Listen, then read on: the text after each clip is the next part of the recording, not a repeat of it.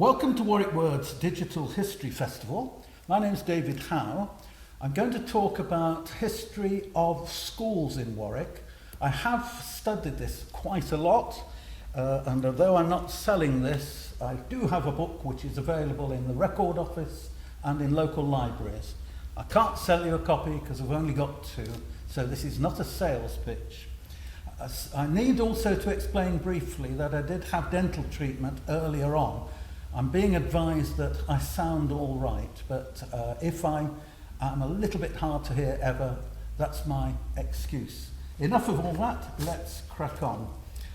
When you're writing the history of schools, you start with certain questions, and I thought one would be, what is the oldest school in Warwickshire? I thought that would be a simple question. One lesson I've learnt is there's no such thing as a simple question, and this one wasn't. Part of the problem is the words school and schoolmaster, or schoolmeester, as they used to say, are used freely without there necessarily being any building whatsoever. But Warwick School, there was a building. Adjacent to the church, St Mary's, and that is an illustration of how most early schools were built to support and promote the works of the church. So in that sense, it's typical. There is documentary evidence, I won't go into it all now, that Warwick School can prove that it was around at about 1121 AD, next to St Mary's, whereas I can't find anything after that until Ulster in 1490. So Warwick has, by a long way, one of the earliest schools, and as far as I can tell, about the fourth oldest school in the country. So let's move on and look at that. People will often ask you, quite understandably, certain questions, and one of them is it better or worse than it used to be? Are schools getting better? Are standards rising, or are they deteriorating? Now, I can't give a simple answer to that, because how are you measuring? This country changes its test system every few years, or in the last few weeks, every few hours. So it's not possible to ever really to compare like with like. But if we take Coton End School, for example, in Warwick, I was looking at the logbook. The record office has their logbooks, and the very first entry in 1884, when the school opened, came from the head, Jones, who tested the children to see what standard they were all coming in. And they wouldn't all be 5, because the school was taking overflow children who hadn't been able to get places before that. Arithmetic, number who could add and multiply, 5. Number who have no notion, 20. No idea about counting at all. Number who can write or form letters, 5. Number who have no notion whatever, this time 24. So the idea that in the old days everybody could read and write and were very well behaved, my study of history doesn't, I'm afraid, support that. Moving on, another question that people often ask, and they'll be asking it again this winter, I guess, when we have snow and schools close, people will say, why do the schools have to close? Our schools never closed when we went there. And it's a fair enough question. And there should be a simple answer. Did schools used to close for bad weather in Warwick, or did they not? But as I said earlier, there's no such thing as a simple question.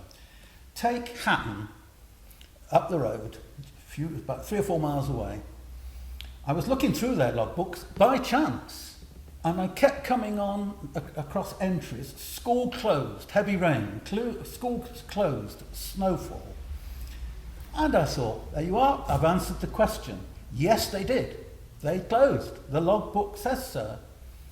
Now, I should have stopped there, but if you research a bit further, you find out what happened commonly was the head would decide, because of snowdrifts, and people who know Hatton will know how exposed it is at the top of the hill, they did close, and they needed to close, but there was no way of telling the parents of the children that they had closed. So what used to happen was parents who wanted to see the back of them would send them to school, no local radio, no telephones to check, nothing like that. And so these children would arrive in terrible conditions sometimes because the snow would drift. That's one difference between then and now. Another difference is frequently the head lived next door to the school, so he could see the children arriving.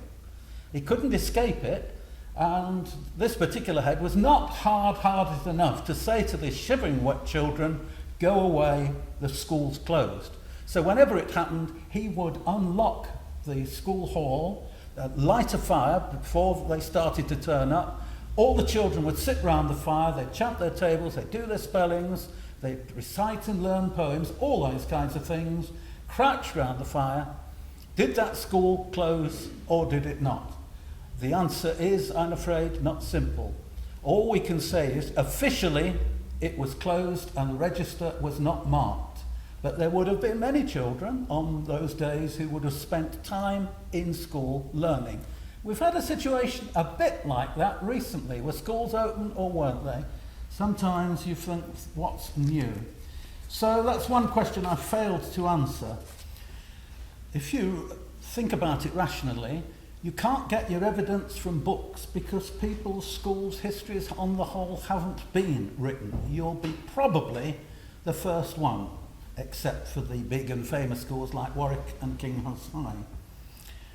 So I did a lot of interviews. I wanted to hear people's own voices rather than do a kind of Ofsted report. But people were very diffident about being interviewed. Oh, my school was just an ordinary school. I can't remember. It was all a long time ago, that kind of thing.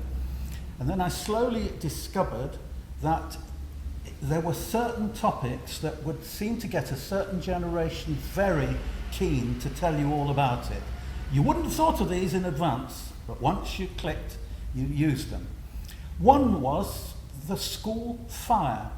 Up till certainly the early 1950s, many schools had classrooms with open fires in them. And children could talk forever about the fire in their classroom and the mischief they got into. Norton Lindsay, for example, the children soon discovered that if the fire smoked too much, the teacher would send the children out until the smoke had gone. So what they used to do surreptitiously is come in with soaking wet paper, put it on the fire, it smoked, outside, bit of extra play. Yes, children were naughty in those days. What else in Norton Lindsay? A lot of it was about the fire. There was a drive to exterminate vermin, which could be a common problem in schools, and the children were given a reward for every rat's tail or sparrow's beak they brought in as proof that they'd killed one.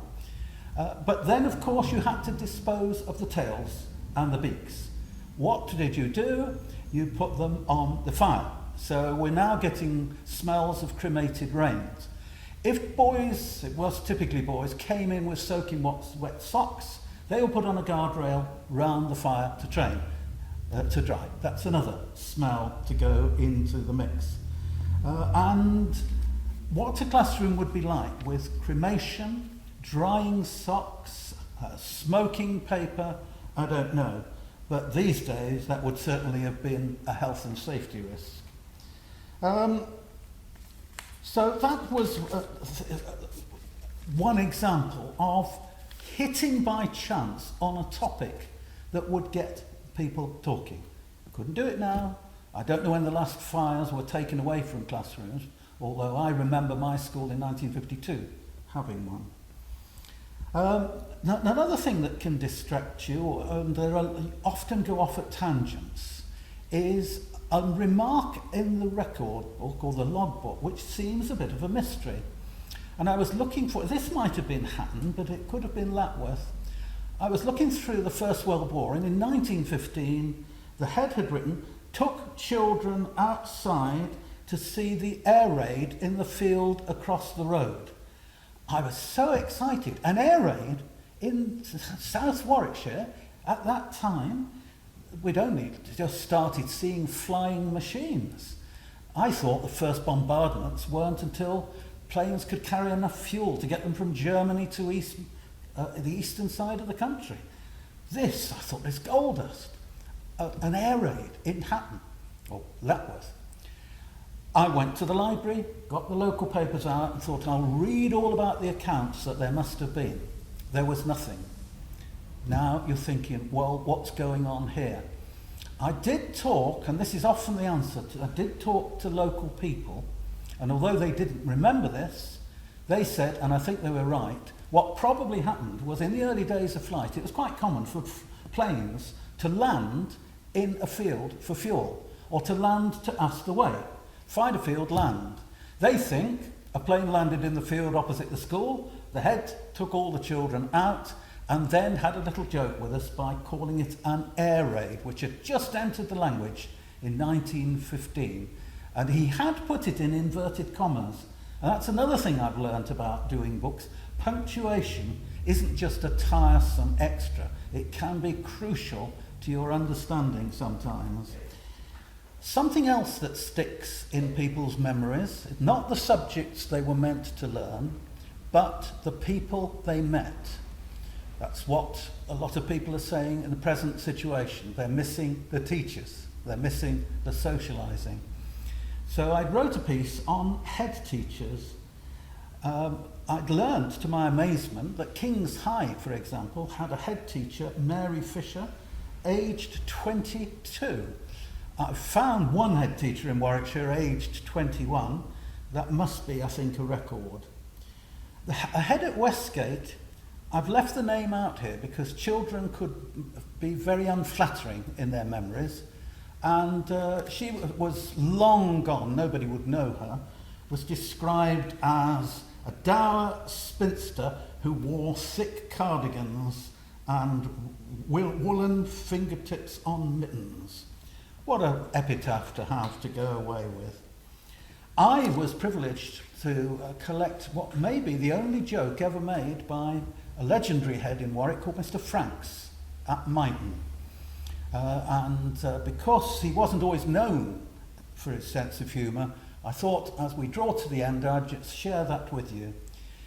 Myton School used to have, and I believe still might, a pond with goldfish. But Mr. Franks had decided, or somebody had told him, the pond needed clearing out and he'd need to move the fish while it was done. And he arranged with Shire Hall to use their fish pond, I think that's still there as well, and put the Myton fish in with the Warwickshire County Council fish. And Mr. Franks was asked, when you come to get them, how will you know which are yours? And he said, wait for it, they'll be wearing the Myton school uniform. There you are, boom, boom. One final story which illustrates a point. That came from another Warwick head called Mary Toomey. She was head at Borough School, head at Emscott. And she told me the story, and it stuck. You might think, why are you putting this story in? But I thought it sums up the jobs heads have to do, which will never get them a rating in the Ofsted report. But it matters because it's about relationships and people. A boy was coming to her school each day, smelling very unpleasantly, clearly not washing, not changing clothes, nothing like that. It reached the point where other children complained that they had to sit next to him, which was bad for the children and bad for him. And Mary decided they'd got to tackle this. She did discuss it with the staff. It's not the easiest thing to broach. And they decided, rightly or wrongly, she would write to the head, to the parents, asking them to deal with this. And she got a reply from a mum. And I bet you history teaches that nearly all letters coming back from school are from mum. She got a reply about the boy who smelt, saying, I send you to school so you can learn him, not so you can sniff him. Now, should that go to a respectable history of education in Warwickshire, or should you say, of course not, you don't put that sort of thing? That's the dilemma. If you decide what goes in, you decide what goes out. Having listened to this talk, you might be able to guess the decision I made, or borrow the book and find out for yourself. Thank you very much for listening. We hope to see you at the festival proper, Good afternoon.